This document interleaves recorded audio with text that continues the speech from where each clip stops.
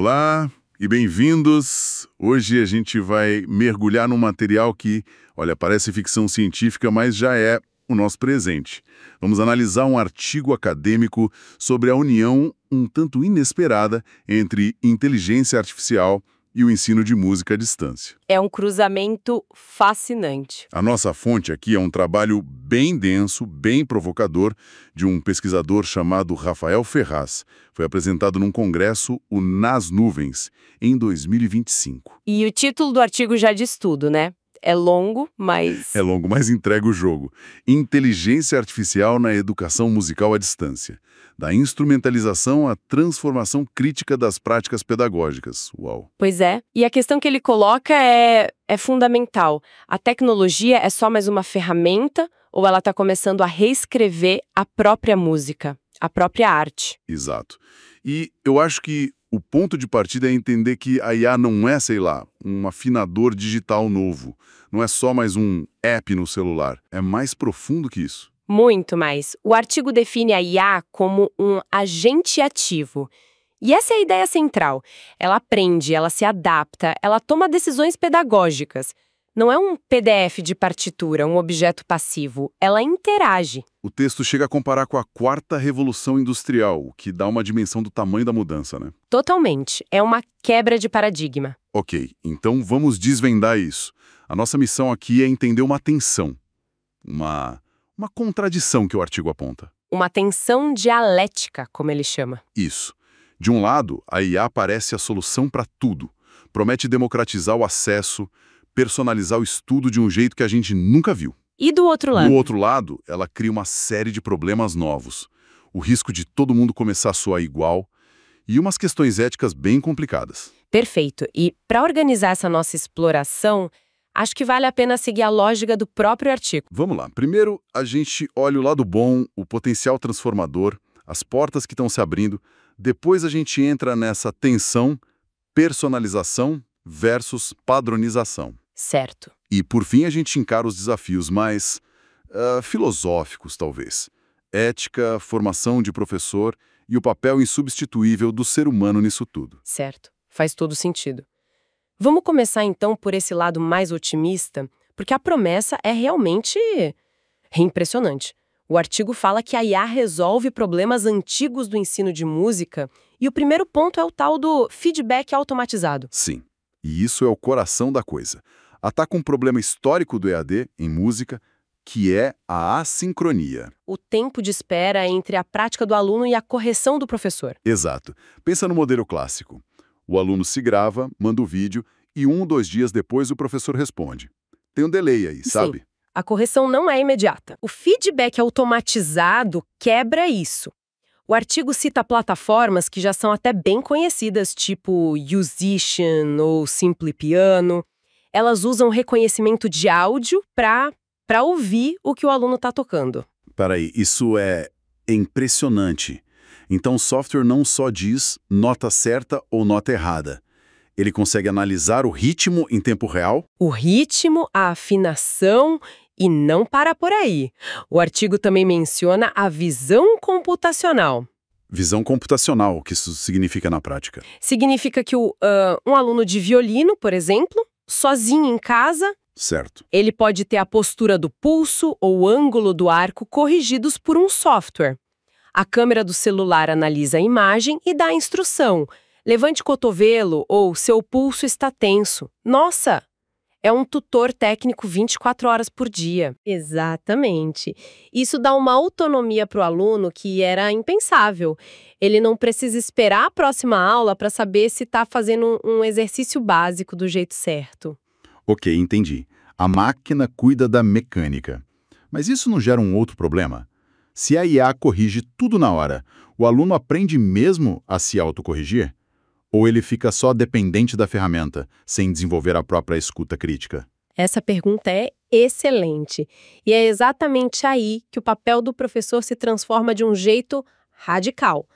O artigo argumenta que a IA não torna o professor obsoleto.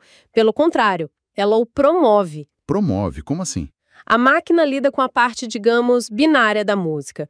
A nota está certa ou errada? O ritmo está cravado ou não? São dados. Coisas que um computador consegue medir com precisão. Perfeito. Ao delegar essa função para o software, o professor fica livre para focar em coisas muito mais complexas. Então ele deixa de ser um corretor de notas e vira um mentor artístico? Exatamente essa palavra. O tempo da aula, que é super valioso, passa a ser usado para discutir o que a máquina não entende. Interpretação, dinâmica, fraseado, a intenção por trás das notas. As perguntas mudam, né? De você tocou a nota certa para por que você tocou essa nota desse jeito? Precisamente. A inteligência do processo todo, como o artigo ressalta, não está no algoritmo, está na arquitetura pedagógica que o professor constrói em volta da ferramenta. Ele usa a IA como um assistente para que ele, o humano, possa se dedicar ao que é humano. O trabalho dele fica muito mais interessante, na verdade. O mentor é muito poderosa, mas essa mesma tecnologia que personaliza o ensino e libera o professor parece que esconde um lado mais sombrio, né? O artigo fala de um risco de tudo começar a soar meio igual, uma padronização estética. Exato. E essa é a grande tensão do artigo. A personalização é um avanço, não tem como negar. Ferramentas como o Earmaster, por exemplo, adaptam exercícios de percepção para o nível exato do aluno. Se ele tem dificuldade com um intervalo específico, o software cria dezenas de exercícios só para isso. É o fim da aula tamanho único. Sim. Só que o perigo está em como esses algoritmos são treinados. Eles aprendem analisando bancos de dados gigantescos de música. E, por natureza, eles tendem a reforçar a média, o padrão estatístico. Então, a IA acaba virando uma espécie de câmara de eco musical. Ela aprende o que é mais comum e, por consequência, sugere o que é mais comum. Precisamente. Pensa numa ferramenta de composição assistida como o BandLab. O aluno cria uma melodia simples e pede uma sugestão de harmonia. Certo. A IA vai analisar essa melodia e, com base em milhares de músicas que ela ouviu, vai sugerir acordes que funcionam. O problema é que funcionar quase sempre significa soar familiar, estar dentro do esperado. Ela vai sugerir aquela progressão de 4 acordes que está em todas as músicas pop. Provavelmente. Porque estatisticamente é a solução mais segura.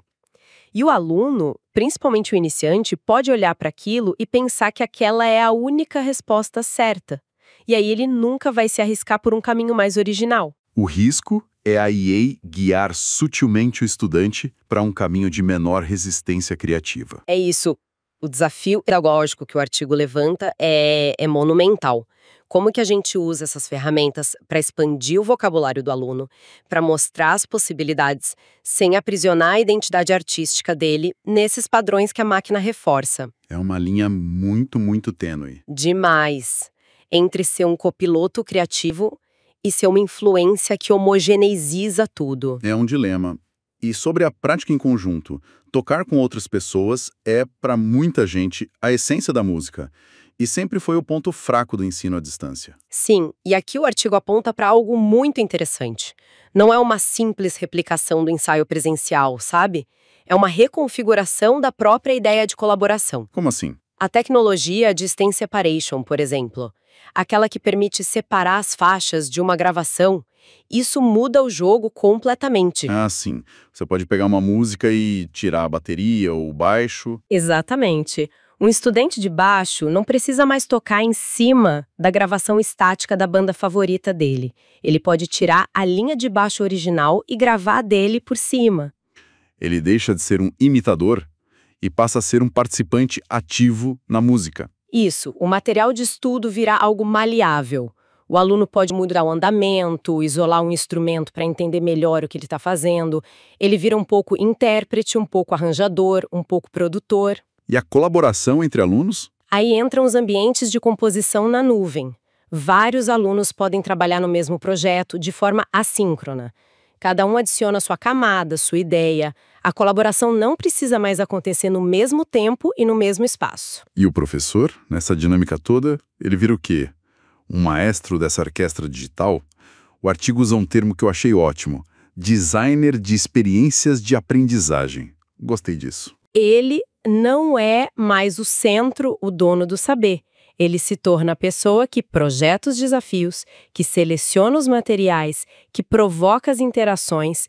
Ele orquestra o encontro entre os alunos e a IA, garantindo que dessa colaboração híbrida saia um aprendizado de verdade. Certo.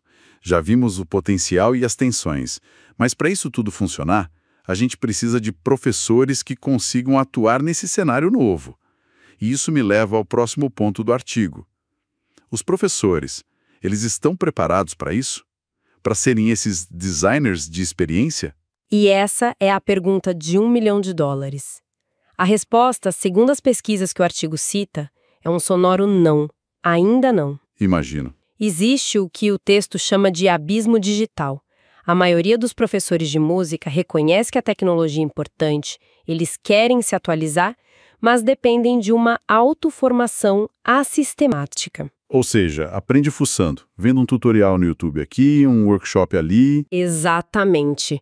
Não tem uma formação estruturada pensada para isso. E qual é o perigo disso? O perigo é o professor virar um mero operador de software. Ele sabe apertar os botões, sabe fazer o programa funcionar, mas não tem o letramento crítico para entender o que está por trás da ferramenta. Ele não consegue questionar os vieses do algoritmo. Nem perceber quando a lógica do software está passando por cima da lógica pedagógica. Ele acaba refém da tecnologia, em vez de ser um mestre dela. E para além da técnica, tem a questão da alma da música, da emoção. Uma máquina pode ensinar sentimento? E aqui a gente bate num limite que, pelo menos por enquanto, parece intransponível. Música não é só uma sequência de sons. É uma prática cultural, uma forma de expressar alegria, tristeza. Coisas humanas. Coisas profundamente humanas. A IA é brilhante em analisar dados acústicos. Ela te diz com precisão de milissegundos se você atrasou uma nota. Mas ela não tem subjetividade. Ela não entende o contexto cultural de um choro, ou a melancolia de uma sonata de Beethoven. Ela não entende o rubato, aquela flutuaçãozinha no tempo que é puro sentimento. Exatamente. O grande perigo pedagógico que o texto aponta é a gente começar a acreditar que o que pode ser medido é o que mais importa. É reduzir o ensino de música a acertar as notas na hora certa. E com isso deixar de lado a nuance, a respiração da música, a intenção. Coisas que só a escuta sensível e qualificada de um outro ser humano pode guiar e inspirar. Isso nos leva a outras questões bem espinhosas. O artigo termina essa parte dos desafios falando de ética e de equidade. Sim, e são pontos cruciais. Primeiro, a autoria. Se um aluno usa uma IA generativa para compor uma peça, de quem é a obra? Boa pergunta. Como a gente avalia uma composição feita a 4 mãos, se 2 dessas mãos são de um algoritmo? Isso força a gente a repensar a avaliação. Talvez o foco precise mudar do produto final para o processo criativo.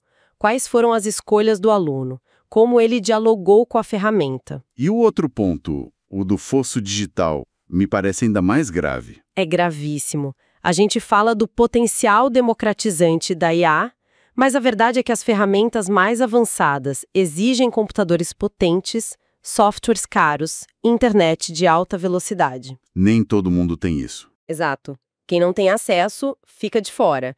Em vez de diminuir a desigualdade, a IA pode acabar aprofundando o abismo, criando uma elite de estudantes com acesso a esses tutores de IA e uma massa que continua com recursos limitados. A promessa de democratização pode virar um novo motor de exclusão.